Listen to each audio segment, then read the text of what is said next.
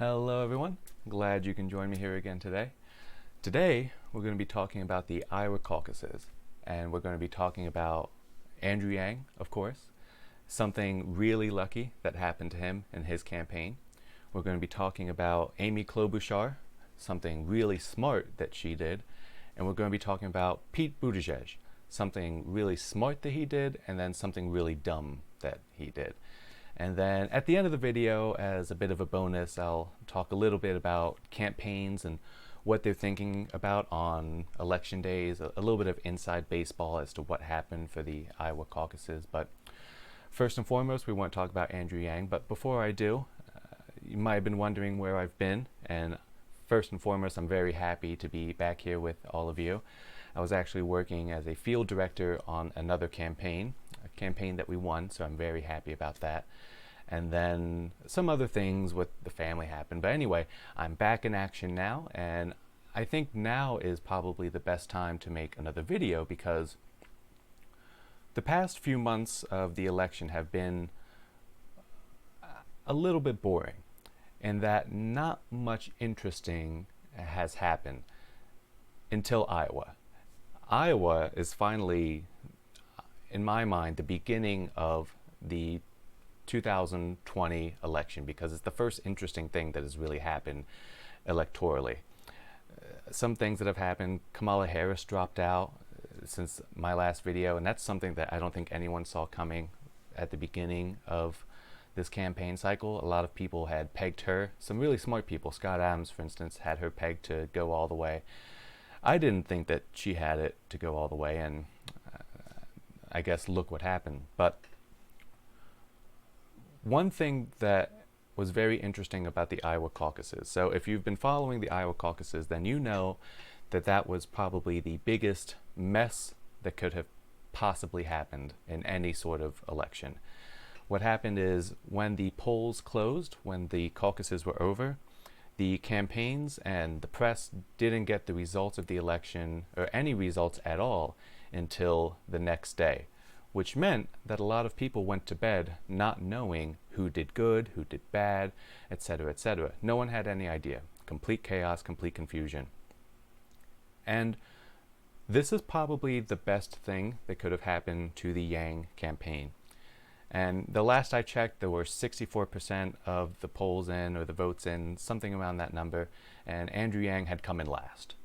It is what it is. And there's been a lot of panic or concern in the Yang campaign within the supporters on Facebook and on the subreddit and on Twitter. A little bit of worry. And I want to maybe give a little bit of a different perspective for those of you who are in the Yang gang to sort of say that what happened in Iowa really is a cause for celebration. Maybe not celebration, but at least a sigh of relief. And the reason is, going into Iowa, if you were in the Yang gang, you were really hoping that he would do better than the numbers suggested. And if everything had gone normally, if everything had gone perfectly with the electoral process itself, then the big discussion of the night would have been who had a good night and who had a bad night, who is going to drop out next, who's going to go on and win the whole thing. It would have been talking a lot about who did well electorally. But because it was such a mess, you get a mulligan. No one is really able to declare victory. No one has a victory that matters as much as it would have otherwise, because the story has become about the mess of the Iowa caucus itself instead of any one particular candidate. And that's a very positive thing for Andrew Yang, because if you were to pick, and I'll explain this by asking a question. If you were going to pick one state out of all 50 states to be the first state for Andrew Yang to campaign in, the first thing that matters. If you were to pick one state, the state that you probably pick is New Hampshire. New Hampshire is a home state for Andrew Yang. That's where he went to school, he's familiar with the area, and it's a lot smaller than Iowa. Iowa, it's not the biggest state, but it's big enough that it's hard to be everywhere at once. It's hard to have really trained campaign staff, especially if you're not already a politician that has a campaign staff in place. And it's really hard, especially with the caucus system. So it's not so simple as you show up, you vote, and then you leave. It's a whole process. You have to stand around, you have to rally, you have to persuade other people to try and join your group, and that has to happen in every single high school gym and every single area where the caucus is being held all across the state. So it's really a unique challenge for a campaign, and one that is uniquely suited for prior politicians and people who know the game of Iowa. It's its own unique game. And Iowa in and of itself is not really so important, in that Iowa, there's a saying that Iowa doesn't pick winners. Just because you win the Iowa caucus doesn't necessarily mean that you're going to go on and win the party nomination, much less the presidency, unless you're an incumbent. And it can be important to win Iowa, but even Donald Trump, who did very well in the primary with everything going against him, he hired Corey Lewandowski, who is a pro at Iowa. So, and then almost immediately after Iowa and New Hampshire got rid of Corey Lewandowski after the early stages of the campaign. So it's really a specialized campaign that you have to run in Iowa. New Hampshire is a bit different. It's a smaller state, for one. It's easier to be everywhere at once. You can have a more centralized campaign staff that can train your campaign volunteers, get out the vote, all those operations that have to happen on election day. It's a lot easier to coordinate in a smaller state. It just is. It's a home state for Andrew Yang, and this is probably the best place that he could be to start over for the mulligan that all of the candidates are going to get. So if you're out there in New Hampshire right now with the Yang Gang, if you're volunteering, etc., this is make it or break it. People have asked me, do I still think that Andrew Yang is going to be the Democratic nominee? I predicted that he would be the nominee in one of the first videos. It might have been the first or second video here on YouTube, and I predicted that he would be the nominee. And I still do believe that. But now it's contingent on what he does in New Hampshire. He doesn't have to win New Hampshire per se, but he does have to come in not last. Third or better is what I would be looking at for New Hampshire, because after New Hampshire, the week after, I believe, is Nevada, which is a caucus. Probably write that one off. And then afterwards is South Carolina, which is going to be a major test. And so we'll see what happens with South Carolina. And we'll talk a little bit about what Andrew Yang needs to do with his campaign going forward. Some things that have gone really well for him, some things that I think haven't gone so well for him. So New Hampshire is going to be the biggest test, and it can be the start or the end of his campaign. If he flounders in New Hampshire, it's very tough to see how he would get himself back in the race. But this is probably the best thing that could have happened. To win these sorts of elections, you have to be two things. And it's the same thing with startups. So him and his campaign staff understand this principle. You have to be two things. One, you have to be really good. And two, you have to be pretty lucky. And I think he got a little bit of luck on his side with this. So, with that being said, let's move on to Amy Klobuchar. Amy Klobuchar did something that I thought was very smart. Right after the Iowa caucus, she came out early and declared victory. Very smart thing. The reason is this. Before I go on, how about this shirt, huh? Pretty cool shirt. A friend of mine makes these shirts, Sad Boys Worldwide on Instagram. I want to shout out to Samir. Got the butterfly on the sleeve. You dig? Pretty cool. It's got a whole bunch of stuff here on the back. Pretty cool. So I'm repping his shirt for this comeback video. Anyway, Amy Klobuchar did something that I thought was really smart, and that was she came out early and gave pretty much a victory speech. In situations where there is a lot of chaos, in situations where there's a lot of confusion, where the facts aren't clear, where no one knows really what's going on, the loudest and the clearest voice is going to win. The loudest and clearest voice is going to win in times of chaos. And her coming out as early as she did, I thought was a very great move on her part. There was someone on Twitter who said something that just stuck in my mind, someone that I follow, and they said that it provides an interesting communications challenge. What is it that you want the candidate to say in these moments where no one knows what's going on and there's a lot of dead air and there's all this chaos within the campaign staff? And coming out and declaring victory is probably the best thing that she could have done, especially when she did it right before people were going to tune out, after it was clear that they weren't going to get the results right away.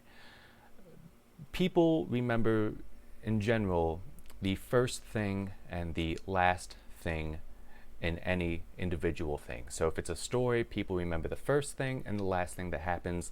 The middle gets muddled together.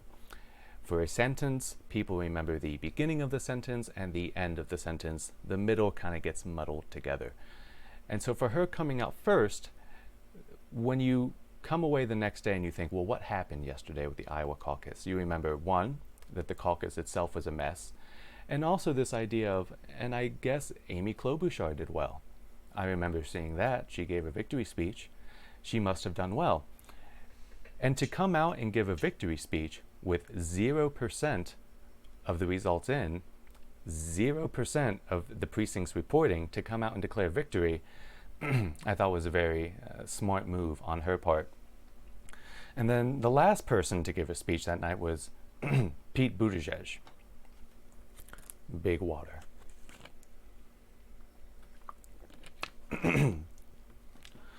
So Pete came out and did something really smart. He did the same thing Amy Klobuchar did. He waited to the end. Instead of being the first person, he was the last person. So he's the last person we remember going on. And he gives a victory speech. And I tweeted out at some point that I thought that he probably could have done it a little bit earlier.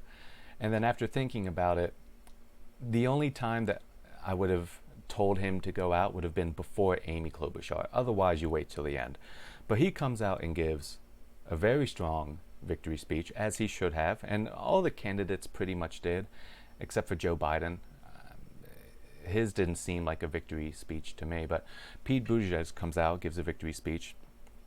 But then afterwards, he does something kind of dumb, in my opinion, and that is he goes on Twitter and he really milks this thing. If you go on his Twitter feed right now, you would think that he's won the entire election. And he, I think, did a little bit too much. And it's not so much of the messaging itself or anything in particular that he said that was bad. It's more of the tone and the messaging of it. If you go on his page, it all seems like it was written by someone who has a, I don't know, my guess would be a bachelor's in communications and a master's in political communication or public relations or something like that. And one of the great assets of Twitter, one of the great things that you can use Twitter for, is to bring yourself to the public, to have people relate to you. And that's something that Andrew Yang does very well, and it's something that Donald Trump does to great effect as well, in that he is his authentic self on Twitter. You don't get the sense that someone else is running the account. And when you run the account yourself as a candidate, when you're honest and authentic, you become more relatable to people. And it's genuine. And genuineness goes into relatability. Relatability goes into likability. And likability is one of the six principles of persuasion in the book Influenced by Robert Cialdini. And if you're going to capitalize on a moment, on a victory speech, on having the best night of the Iowa Caucus, and you're going to capitalize on all the added attention that you get from that victory, you really want to enhance your likability. You want people to come and get a sense for who you are as a candidate. And if you look at the Twitter feed, that's not what happened. You can go on it yourself and tell me if I'm right or wrong in the comments below. So Pete Buttigieg had a good night and a bad early morning is how I would put it. The tweets afterwards, I don't think he capitalized on it very well at all. So if he is just his honest and authentic self on Twitter, he does a lot better. Moving on, the Iowa caucus itself. So, what's going through someone's mind on campaign day? The reason why this was such a big deal for all of the candidates and why they were so mad that the results didn't come out is because the Iowa caucus is a big day for fundraising. The person who wins the Iowa caucus ends up getting a lot of money from big donors. It's a big boost to their campaign financially. And so what ended up happening was all the candidates are now going to sleep and no one knows who to give any money to. And so what happens is, because there's all this uncertainty, the big money is going to take a step back and just say, well, let's wait till after New Hampshire. It's next week. We can wait 1 week to see what happens. And it's really tough to get those big money donations like you would. And so that's why there was all this chaos within the campaigns themselves as far as what's going on. Why can't we get these results? And so a lot of them probably lost a lot of money just by having that money locked up. No one wants to give any big money donations to someone who comes out and then it ends up that they lose. So that was one of the big fears. And I have to say, if you were on the Trump campaign team that night, I would have been laughing and having a good old time. That's one of the funniest things, one of the best things that could have happened if you are Brad Parscale or Kellyanne Conway. They must have just been having a good old time the Iowa caucus night, because that's such an easy play to make. The Democrats can't even run a caucus right. How can they run the country? And I saw Sarah Huckabee Sanders make that argument, and pretty much everyone who's anyone on the right made some sort of argument. Jack Prosebiak, I think, made an argument. Ben Shapiro, I think, made an argument like that. And so that was really a great night for the Republicans. And if you want to talk about who did the best, who won the Iowa caucuses, it's got to be Donald Trump, whether you like it or not. It was it was such a mess that the Republicans ended up doing very well. And also Andrew Yang did very well because he caught a lucky break. The benefits of winning the Iowa caucuses, even if everything goes perfectly, it's really not that big of a deal in the grand scheme of things. The reason why it's such a big story is because it's first, so everyone's tuned in. We've had months and months leading up to this, so that's really the story, but it's not so important as far as who's actually going to go on and win the election. So anyway, good to be back with all of you guys. I'm going to be making another video soon about the Yang campaign and what's been going well, what maybe should be done differently, his path to victory, all that good stuff, and the State of the Union. Want to talk a little bit about the State of the Union maybe. But anyway, good to be back with you guys. I will see you all again soon. All right, bye-bye.